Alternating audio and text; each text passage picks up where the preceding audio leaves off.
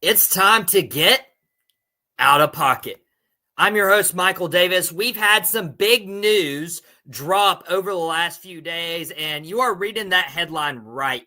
The Memphis Grizzlies in playoff contention, firing their head coach right before the postseason. We got Kevin Durant, who's going to miss a week, and then we have some NFL rules. So if you're an NBA fan, if you're an NFL fan, this show is for you. Or if you're just a fan of, I know you're not a fan of mine, but you might be a fan of the guy from QuickHits 1-2, my broadcast partner from Squared Circle Champions. We got Shannon Smith in the building. Shannon, what a shirt, my man. Oh, I had to get this. Saw this on WWEshop.com. I was like, this is a throwback to my childhood. Razor and Shawn Michaels, one of the best ladder matches. This is the SummerSlam one. This is when Shawn Michaels won the title back. So, yeah. Dude, that is a nice shirt right there. It makes me want to do Drop the Mic, but I'm not going to do Drop the Mic yet. Drop the Mic will be tomorrow at 3 p.m. But, Shannon, we're not alone. We got the guy from Drew Code Sports Talk, our good guy, Cody Johnson, right there. Cody, what is on your head? This is the Fresno Grizzlies. This is the minor league affiliate for Fresno. Formerly with the Giants. They were with the Dodgers for a hot minute, but now they're the single A affiliate team for the Colorado Rockies. Okay. I love some baseball. Chris has dugout debrief on Thursday afternoons at noon, so you guys will get to catch that here in a couple days. I was a little worried because of the shade color. I thought it may have been a UNC Ram, and I would have been like, that doesn't fly here. And, of course, if you guys haven't noticed, Out Pocket's down to 2 days a week because we have Hoops and Helmets that cover college basketball and college football on Mondays and Thursdays at that 5:30 slot. But, guys, we got to get into this because I'm baffled right now. We have Shannon holding up that ugly UNC Ram on screen, and we also have the Memphis Grizzlies, who – we're doing fine. They are going to make the playoffs. And, I mean, at one point, they were the 2 seed in the Western Conference. Obviously, they can't really make moves at the deadline. And that 2 to 8 race is so tight and so competitive when you have the Rockets, the Nuggets, the Lakers, who just acquired Luka Doncic at the deadline, the Golden State Warriors, the Timberwolves, the Clippers, and then you have the Memphis Grizzlies. The Memphis Grizzlies have dropped 3 of their last 10, but I would not have expected just less than 10 games left in the regular season that the Memphis Grizzlies would actually fire their head coach, Taylor Jenkins, at a 44-29 record this year. Currently, they're slated to be a 5 seed in the Western Conference, and he's won over 50% of the games in his career. Of course, he had a down year last year and missed the playoffs. But, I mean, this baffled me. Shannon, were the Grizzlies out of pocket for going ahead and firing their head coach, Taylor Jenkins? Yes and no, because the reason why I say, yeah, they were was because, of course, it is 10 games. We're going into the playoffs. They've got a pretty good seed, even though the Western Conference is rough. It's a tough race, tough fight in the Western Conference. But the reason why they're not is because if they would have kept Taylor Jenkins as long as they did, Ja Morant would have been gone. Apparently, they fired him because Ja Morant didn't like the offense that was being ran. It took the ball out of his hands and took away the screens that he likes as a ball handler. And he couldn't make plays, the plays that they were used to making on offense. So that was the reason why they done it. So, we all know this as NBA fans. If the star player ain't happy, ain't nobody happy. And so that's one of the reasons why coaches get fired. That's the reason why you have changes in your rosters, is to suit your star players. And that's what Memphis was doing. Now, granted, why 10 games going towards the end of the season, I don't understand. But, I mean, it's one of those things where at the end of the day, he was going to be gone anyway because you're not going to miss out on Ja Morant. Ja Morant's stats did go down this year, though he did miss 30 games this year. So that is something to be understood. But it was that offense that was out of pocket for Ja Morant on this one. So it was a move that they felt like they had to be made. So yes and no. I can understand it, but then I don't understand it at the same time.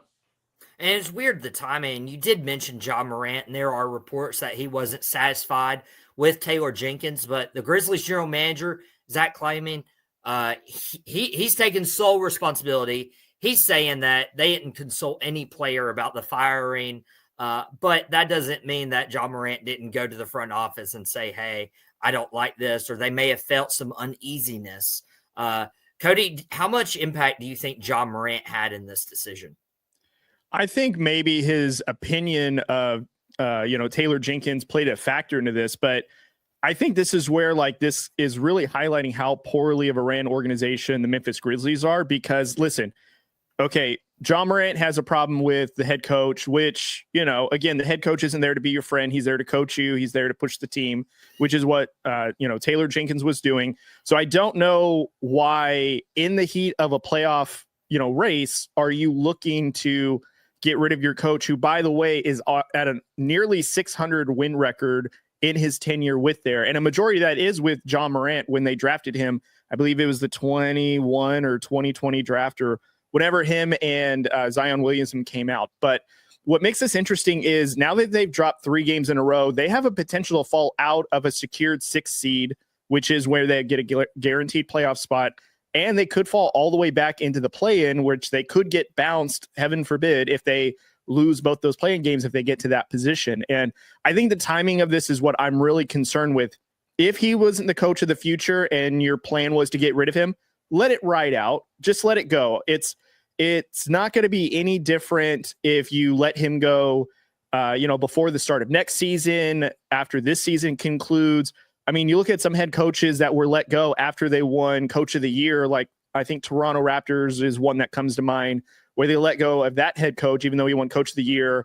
And why couldn't the Memphis Grizzlies do that? Ja Morant, though, playing a part, maybe, but also at the same time, Ja Morant's availability is in question because he's had off the court issues, he has injuries, and that team was still fighting for a playoff spot regardless of him being available on the court.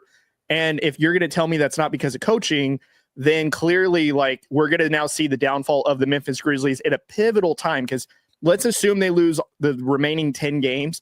They have a shot at falling not only just outside of the play-in, but let's imagine some of these teams then play up and take that spot. The Memphis Grizzlies could end in the 9th seed, and they're one and done if that was the case. And that's a dangerous spot considering, what Shannon pointed out, they were all the way at the number 2 seed at one point. And now, they better hope they just hold ground to just confirm a spot, because there's a chance that they just get in the play-in and get bounced immediately. And then that's a bigger collapse than just Ja Morant doesn't like the head coach, because now this is affecting what this team should have been able to do. Yeah, and we got to put a timeline on this. He was fired on Friday after the Oklahoma City loss in OKC, where they lost 125-104, and they were 44-29 at the time. And even making the switch, of course, you're playing the Lakers, who honestly are looking better and better as you go on throughout the season. You lose that game. You lose to Boston. No shame in that. But if you're looking at what the Memphis Grizzlies were doing offensively, they've only had one game this month where they were held under 100 points, and that was obviously a couple weeks ago against the Portland Trail Blazers. And if you're trying to say hey, this team wasn't an offensive juggernaut, I mean, they just scored 140 points a week ago against the Utah Jazz. Granted, Utah Jazz, but I don't buy the offensive stagnancy narrative that everybody's saying. I really don't, because it's not good timing to make this move if you're the Memphis Grizzlies, because you're trying to bring in a new coach. You're trying to reset the locker room right this close to the postseason. I've seen coaches fired way too early into a season. But to me, even if you are a play-in team, you should keep your head coach and deal with the aftermath afterwards. At least if you miss on the postseason, then you'd be able to say, hey, we're letting you go. We had higher expectations, and nobody says a word. But this is why I'm not okay with the Grizzlies firing their head coach, Taylor Jenkins, at this point in the year, and they are out of pocket. Now, is closing in on some NBA postseason time, and what I would say is it's one of the more exciting times of the year. We got 3 from Deep 3 times a week, hosted by Jason Colenso. And so he'll be covering a lot more NBA tomorrow at noon right here on Boom Broadcasting. If you want to subscribe to the YouTube channel, that way you don't miss it. A subscription, how much it costs? It's free. But what isn't free is Kevin Durant and his services, even if the Suns are facing themselves out of the play-in picture. They're 35-40. They're a game behind the Sacramento Kings as of now. They've dropped 3 straight. And Kevin Durant is missing some pivotal games now, and he's expected to miss at least 1 week. And this includes a team's 3-game road trip, which, I mean, you can't really miss these games. You got Milwaukee tonight. You got Boston on Friday. You got the Knicks on Sunday. I mean, those are 3 games the Suns could probably lose. You got the Warriors and Thunder immediately after that if Kevin Durant can't return. And then you finish up with a couple easier games, the San Antonio Spurs, the Sacramento Kings. But Kevin Durant, his presence is so important. His presence is so vital to this team. Cody, I don't want to say that he's soft and he should play through the injury. I can't be in that man's body, and I can't tell you the amount of pain he's in. But this is going to hurt the Suns team. Yeah, I mean, I think what's unfortunate is Kevin Durant is wasting his talent right now in Phoenix. Phoenix unloaded a lot of future assets to even acquire not only Kevin Durant, but Bradley Beal, to where they form this big 3 with Devin Booker, KD, and Bradley Beal, all for it to be the number 11th seed right now, fighting with the Sacramento Kings and who's the only other team that's in there? Dallas right now, injury-riddled Dallas. So how bad is that Phoenix can't even get into a top 8 position, and they're being, ousted right now by Sacramento, who got rid of De'Aaron Fox, and then also too with Dallas, who does not have Kyrie Irving. They traded away Luka. AD's back on a minutes restriction. So if I'm Phoenix, what my plan for Phoenix would be is you got to unload Kevin Durant. I would even look to do Devin Booker just because I think he's got some value with his age, and get some future assets back and get out of that cap, and then get some expiring contracts and kind of rebuild. And I think Kevin Durant still has enough left to where he can show the league to where he can move on.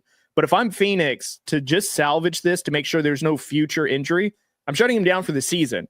Look at the Pelicans. They've been out of playoff contention for a while, and they just shut down CJ McCollum and Zion Williamson. I'm not saying that KD should also be in the same thing, but if I was Phoenix, I'd shut down KD because there's no point of trading him or trying to facilitate a trade if he's out for an extended period of time in the next season. I think there's still like 2 years left on his current deal, so you still have a bargaining chip in that factor. But Phoenix right now should just be waving the white flag. Just let it go. Like Frozen, just let it go, let it be, because there is no reason for you to rush back Kevin Durant. You're not playing for anything more than an opportunity to try to win 2 games in a row, which they haven't been able to really do consistently, just to get swept in the first round. I think it's a waste of time. He thinks it's a waste of time for the Phoenix Suns to even bother with Kevin Durant this season. And especially looking at that schedule, I mean, every team they play the rest of the way are a playoff team or they're fighting for the playoffs. I mean, even finishing up with the Spurs and Kings, I mean, as of now, and I expect this to be different for the Spurs when they finally meet them on April 11th here in 10 days, but the Spurs and Kings are fighting for that last playoff spot, just like the Phoenix Suns are. And it's tough because you see how much they invested, especially financially, when it came to this team, but it hasn't worked out. It hasn't worked out. Shannon, Cody touched on briefly seeing if Kevin Durant could be shut down for the season. Do you think that's a good idea? I think so, because looking at those last 7 games, they're playing some heavy contenders, and of course they're on the East Coast playing the Bucks tonight, playing the Celtics, and then playing the Knicks, East Coast tour. Then they bring it on back home and then finish up playing the Spurs. I believe they play the Spurs at home, and then they finish up in Sacramento. So it's going to be a pretty tough trip for them. They get the home games, but then they finish up in Sacramento.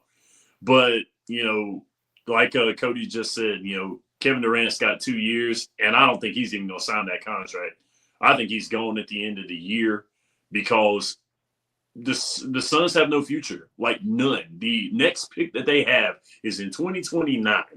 And I'm like, you've got to be kidding me. They have no future. They pretty much, they spent all this money on this squad for them to get rid of Frank Vogel, get a new coach, and then fight for the last spot in the Western Conference. That was not what they had in mind. They thought they were going to be able to win with this big three that they had, and it failed. This whole experiment was an absolute, complete, and total failure. So the Suns really just have to regroup from this, and I think regrouping is getting rid of this, blowing up this squad. Like, Jason talked about on 3 from Deep, that Philadelphia needs to not trust the process. The Phoenix Suns need to just blow it up. It's a wrap. It's done. Shannon, it's worse than that. So this is their second NBA winning head coach that they are going to cycle through, because Frank Vogel, former Lakers head coach who won them a championship, the same roster almost couldn't do it. Then you bring in Mike Budenholzer from when he won a championship with the Bucks. Yes. Same exact thing. That's how bad this roster is 2 NBA champion coaches cannot turn this ship around because of this roster. And the fact that we still are 5 years away from a draft pick, that's insane. Like this Phoenix Suns is in a world of hurt, and not for the right reasons. And I will say that a lot of this blame is that new owner who wanted to make a big splash, not listening to his analytics department, not listening to certain experts. It all looks great on paper until you got to put it all together. And then now the Phoenix Suns are basically up a S creek without a paddle, so to speak. And then the Suns, their coach now was the guy that they got rid of because he was having trouble with Giannis. Single-handedly lost that playoff game, and they were the 1 seed in the East. They fired him and then put Doc Rivers in there. And now Milwaukee's actually playing for something, and the Suns are playing for absolutely nothing. So, yes, absolutely bad idea. Here's what the Suns is. They don't have that first-round draft pick, so it doesn't even help them to be like, hey, we want a slim chance of getting Cooper Flagg or a decent lottery pick.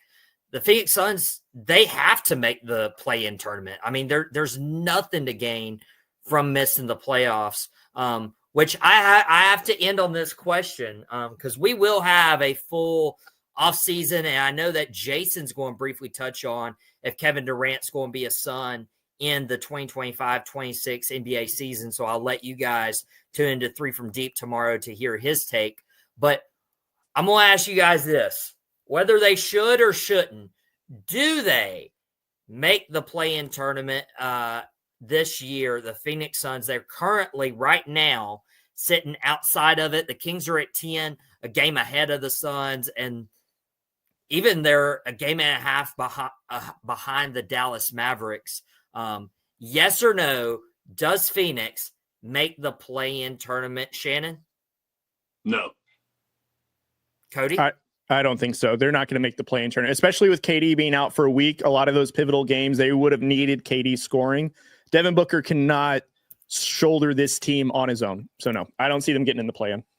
All right. Well, there you have it. We'll see if that ages well here on Out of Pocket. And news on tonight's game as the Phoenix Suns play on the road, their first of 3 games on the road against Milwaukee Bucks. Bradley Beal was listed as questionable. He is now out for that game in addition to Kevin Durant. So it's going to be some sort of combination of Devin Booker, Brian Dunn, Nick Richards.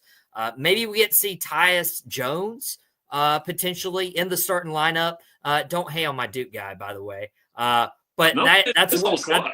No, I hate on this whole squad. Get them out of here. No, they're done. I mean, Shannon and I have a better chance being on this squad and contributing, and it wouldn't be for nothing. So, hey, you know what? I might want a new career as an NBA player. Put me in, coach.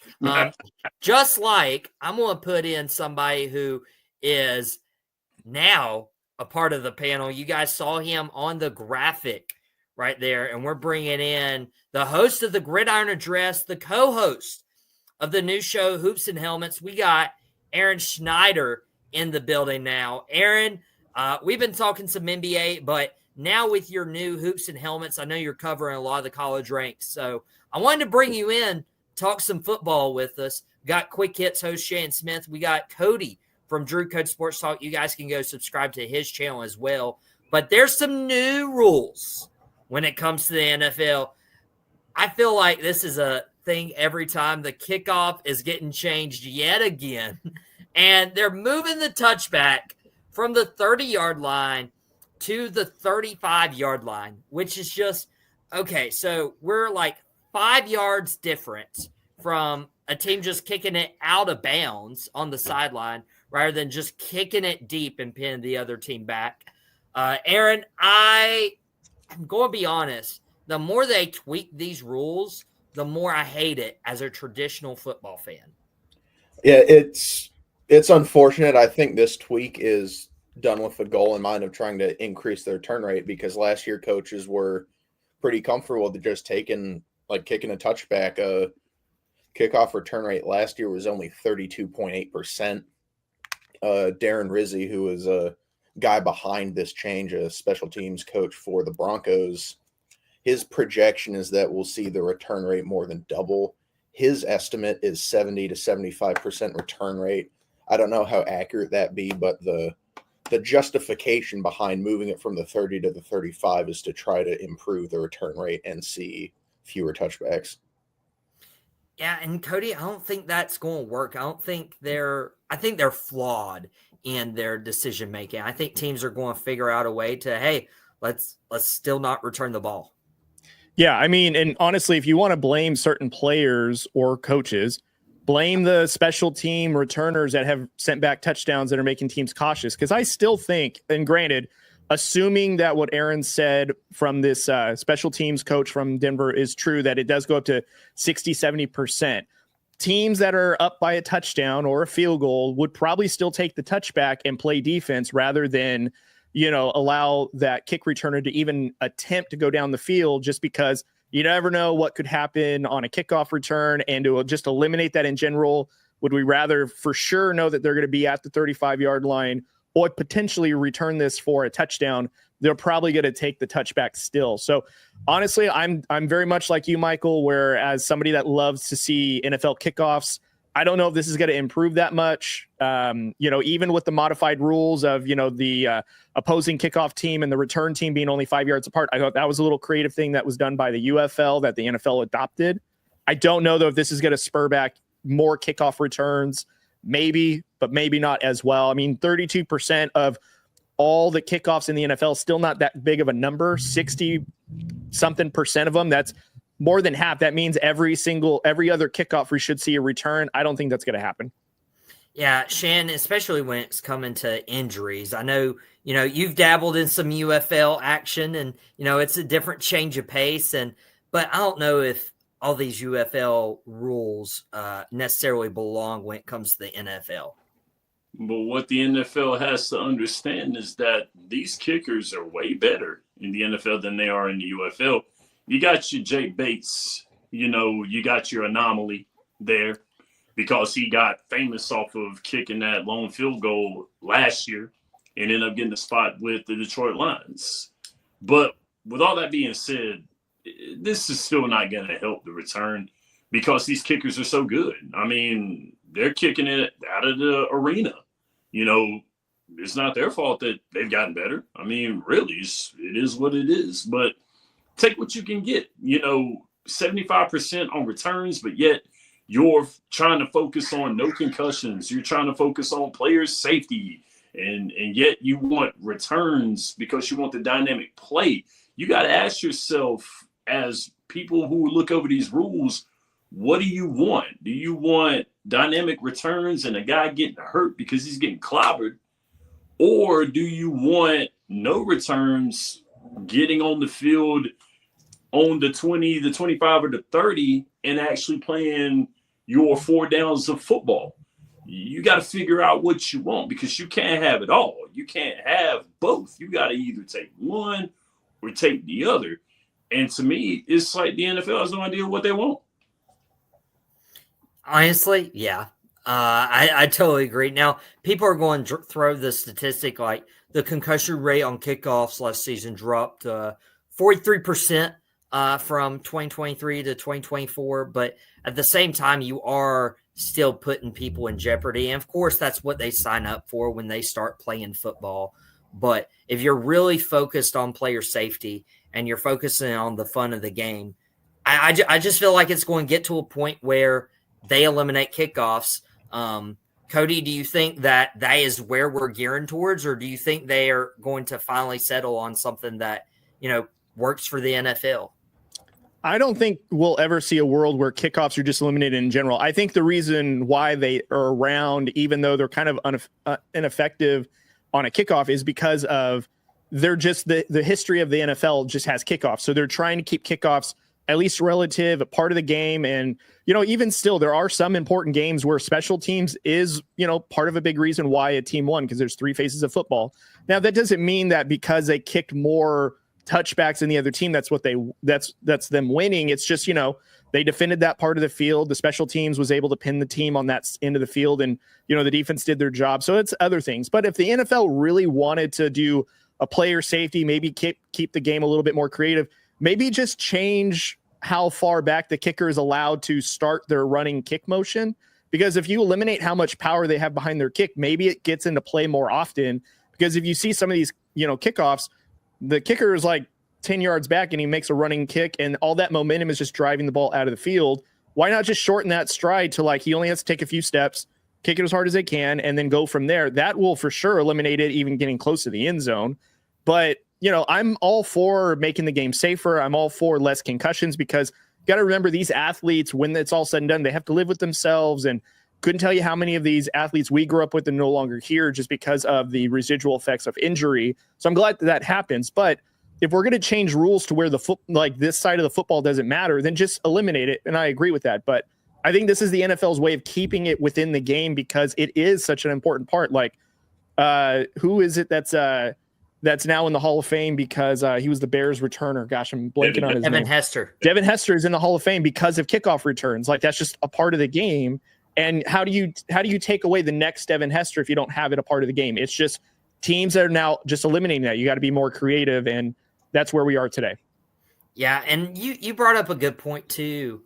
I could see a different change with the kicker because he is monumental. I couldn't imagine starting football playing at the 25-yard line. Okay, a coin flip, because there's so much historic memories made with hey, it's the kickoff for a reason.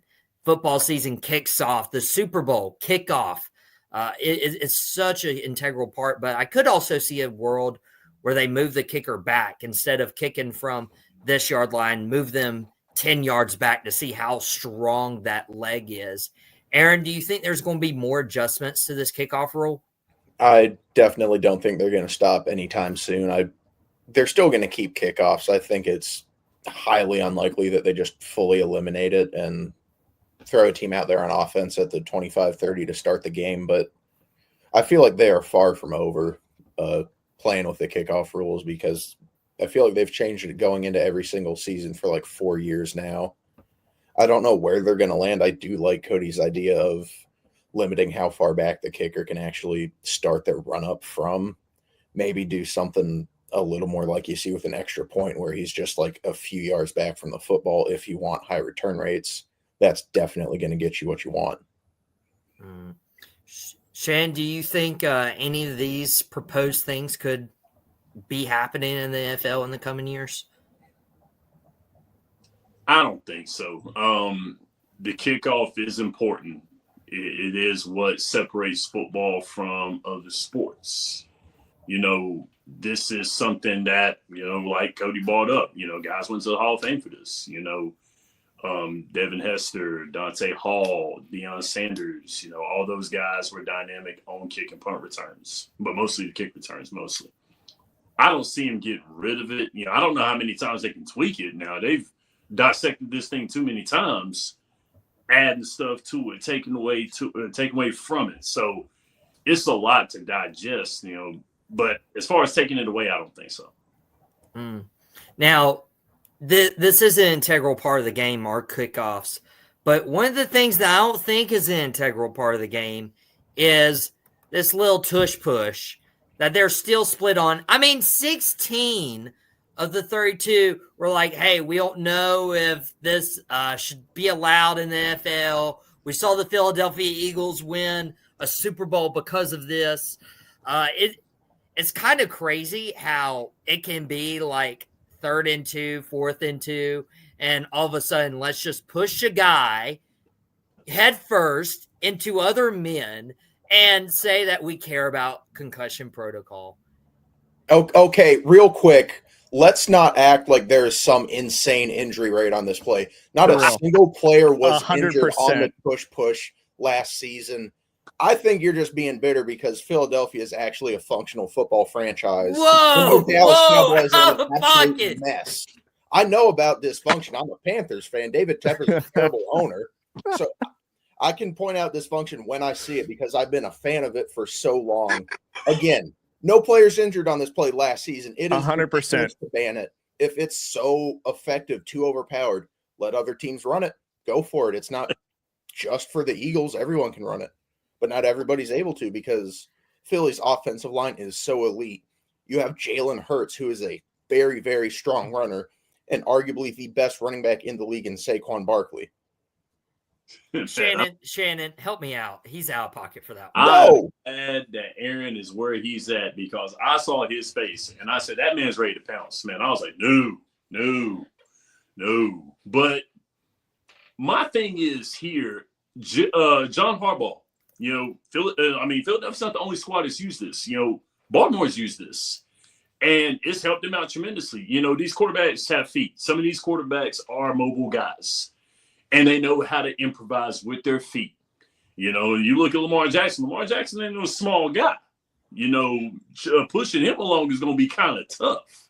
So the injury rate on it, there's a possibility injury. But let's just be honest, fellas. What football play is there where there's not a possibility for an injury?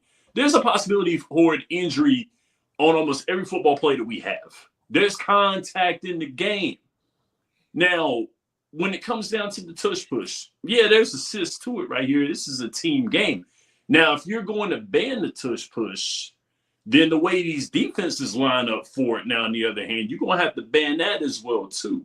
Because some of these defenses bunch up on each other as well, too. Because, they have that whole thing where you can't jump over the defense or something like that, or doing an assist where you can assist the defensive player up to try to block a field goal. Now, they took that rule out, which I get it because, it can be an unfair advantage. It could be, it could not be. But with this play here, I don't see where it's illegal. I don't see where it should be banned away. I don't see where it should be. I might be wrong. And if I am, I would love for one of you guys to tell me. But I don't. I think you're wrong. I think you're wrong. Okay. I think you're out of pocket because the defense can't even push their own teammates on a play. That's illegal. And so why are the Philadelphia Eagles, why is Jalen Hurts allowed to be pushed by his own teammates? I mean, Cody, this isn't even a skill play. It's nonsense. Okay. I'm sorry, Cody. I can't let this guy keep going. This is absurd. Go ahead. Calling it not a skill play. If there is not significant skill, why can't everybody else execute it as good as Philly can if there's not serious skill involved? No one's going to do it better than them. I would argue that strength is a skill, and you also need to have technique to execute that as well. The offensive line knows how to get leverage on them, and I don't know. It's just ridiculous. You can't say that it's an unskilled play. Michael, can I ask you a question before I answer what you asked me? Mm-hmm. If this was Dallas Cowboys bread and butter, would you be upset that it was being banned? I'm just curious. Oh my goodness. It has nothing to do with Philadelphia. It has nothing to do with Philadelphia. Are you sure? You're not green with envy? Are you sure? Do you know this tush push play is banned in every other league? Okay, cool. Not the NFL, though. Why is everyone trying to get into the NFL then? Ooh, so you do the tush push. That's why they can do tush push. So okay, here's my thing about it. I'm not sure why people are upset about the tush push should be banned. I agree with like Aaron. It is not.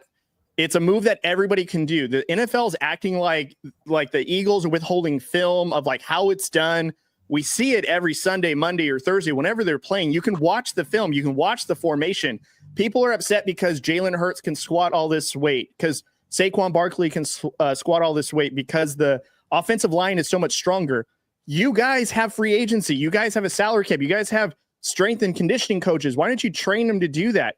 The only reason why people are upset about this is because the Eagles are just that much better about it than everybody else. If you want to be good at it, why don't you work at it? I mean, it's a point of emphasis for them. They know that like when it comes to like, whatever the down is in shortage, it's one when you get over to be on that first down markage.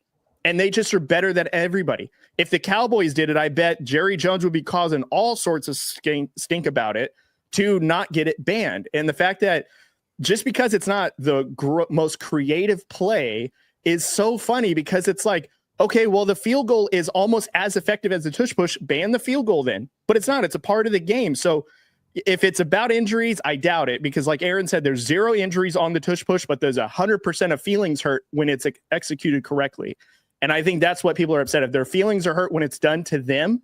And I'm sorry about it, but if you don't like it, then maybe bring competition committee to the table and say, hey, what can the defense do to help prevent it? I would be down for, like, in a tush push situation, allow the defenders to push back. I'm okay with that because it's just meeting two opposite ends.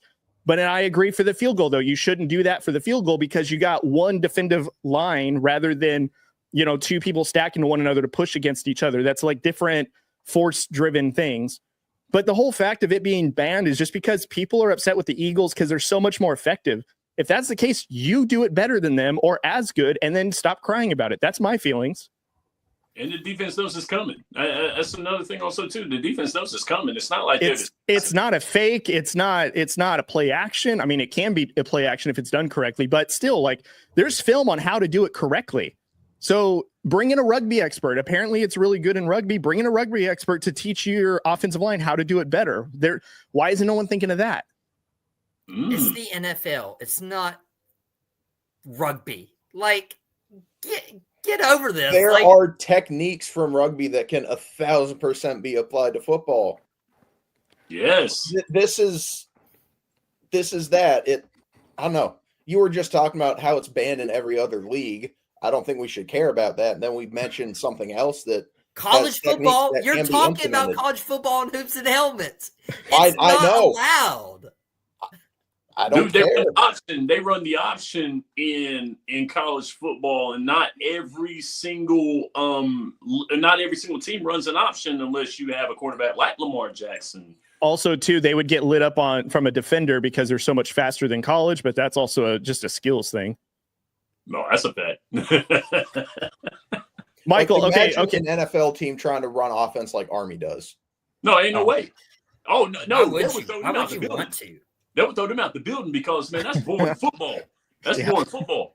They don't want that. You honestly think that an NFL team is going to run a triple option like Georgia Tech? I don't think so. No. That thing would be picked off 4 times over before it became effective. Absolutely. There's no way. Oh, man, everything. Cody, what were you about to ask? Apparently you have an argument as to why the tush push should be banned. I want to hear a groundbreaking argument from your perspective on why it should not be allowed, other than it's not allowed in other leagues. Because honestly, there's a lot of things the NFL doesn't have that other leagues do have, and vice versa. So what about the tush push? Do you think it has any validity to be banned? There is no fair advantage right here, because the defense can't be allowed to push their own players. And you just mentioned that. You were like, hey, if we can make this adjustment, I would be okay in a world where we saw a season where the defense could push their own players. Like, if you're going to do that, but to say that, hey, the offense can push their own players and the defense can't, then the offense just has a clear advantage over it. And I want to see a place where it's an offensive line versus a defensive line. They collide, and the quarterback takes himself and tries to push for the first down.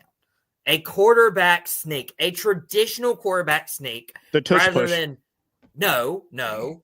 Nobody's pushing my quarterback in the sneak. In the traditional quarterback sneak, I'm okay if nobody pushes the tush.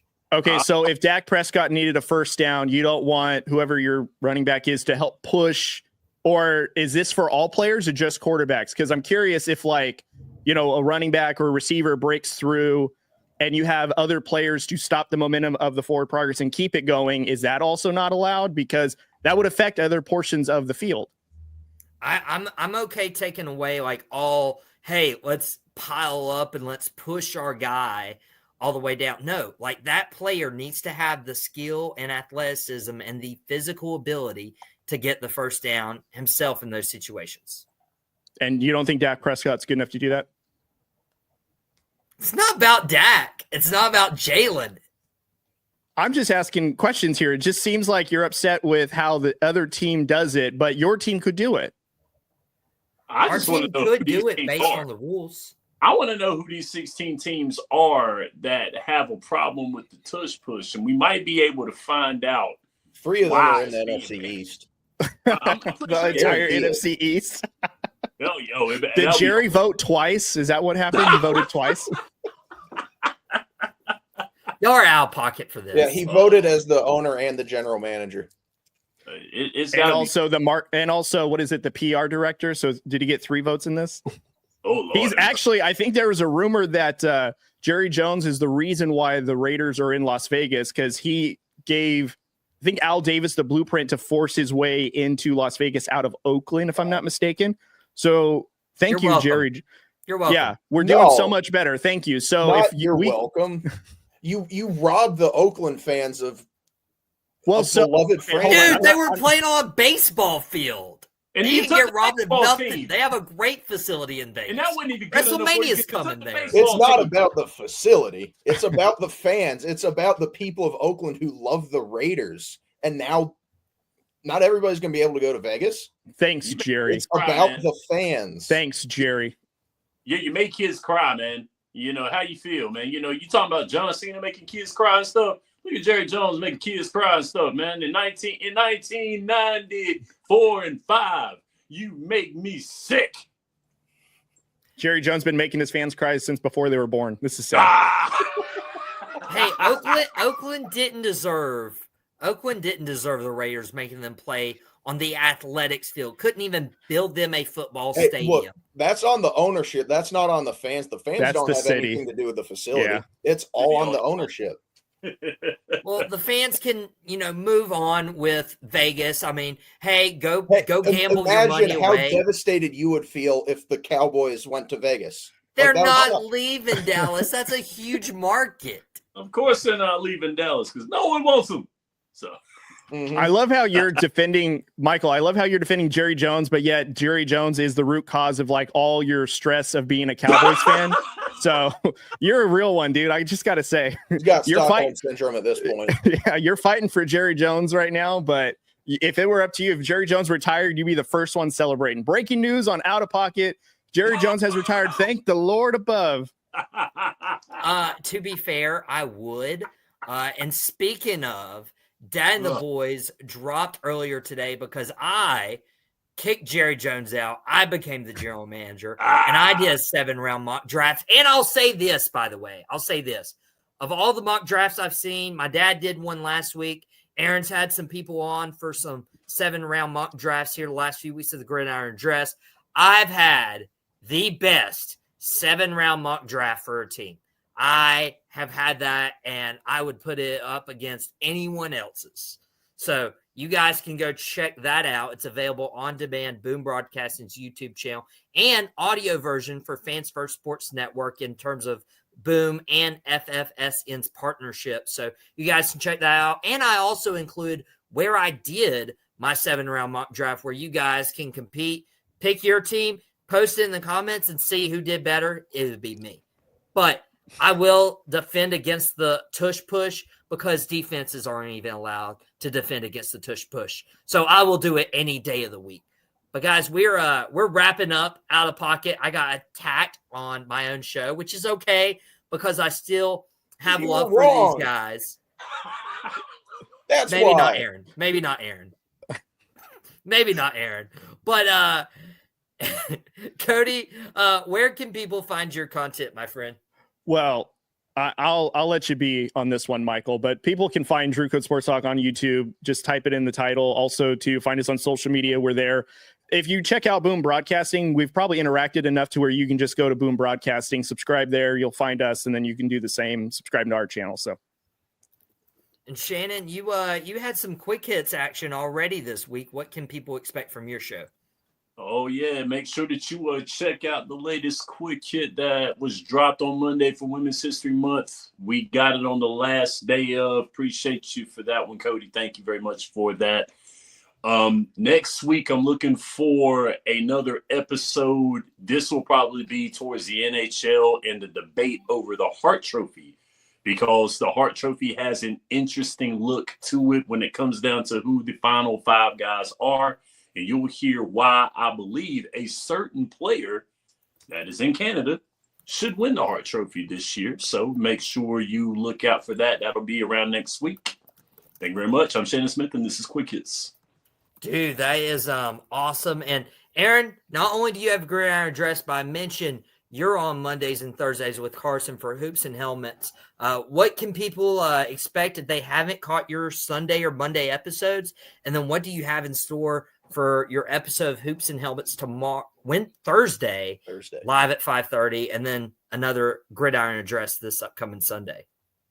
Well, Thursday, this Thursday's episode of Hoops and Helmets, we're going to be talking about some impact transfers. And I know it's kind of old news at this point, but we're going to talk about what we could expect from UNC in the Bill Belichick era, how they're going to look. And then also for the Gridiron Address this week, we're going to be doing more prospect rankings. We're going to be doing O-line, D-line, and tight ends this Sunday. And Mondays also, that's our college basketball day. Carson knows his stuff really, really well. So you want to hear some good stuff about college basketball, be sure to tune in Mondays at 5:30. Like Michael said, this week, Thursday, live at 5:30 as well. And Sunday, Gridiron Address. The time's up in the air. It's going to be in the afternoon, thinking about 5 o'clock. But subscribe to Boom Broadcasting. You can find all my stuff there. You can find Shannon's stuff, Michael's stuff, and subscribe to Drew Code Sports Talk as well. I couldn't say it any better myself. That's probably the best thing Aaron said all day. But he didn't set the bar too hot. There we go, Shan. Look at that background. Guys, I don't know what I don't know what I just saw, but that background encompassed the argument that we had about the Tush Push. So No. Solid. This is what does it right here. This is what does it. Hold on. There we go. All right. I don't need y'all hating. Guys, appreciate y'all watching Out of Pocket so much. Again, subscribe, share it with a friend, and let us get back to 500. I don't know what happened to all the bots that, showed up and then dipped out, but it's okay. We're having a great time. We're having great content. But guys, we appreciate you so much. Out of Pocket will be back Friday at 5:30. Catch Hoops and Helmets Thursday at 5:30 live, and we will catch you guys here next time. Well, that's it. I really hope you enjoyed it. We had a ball making it.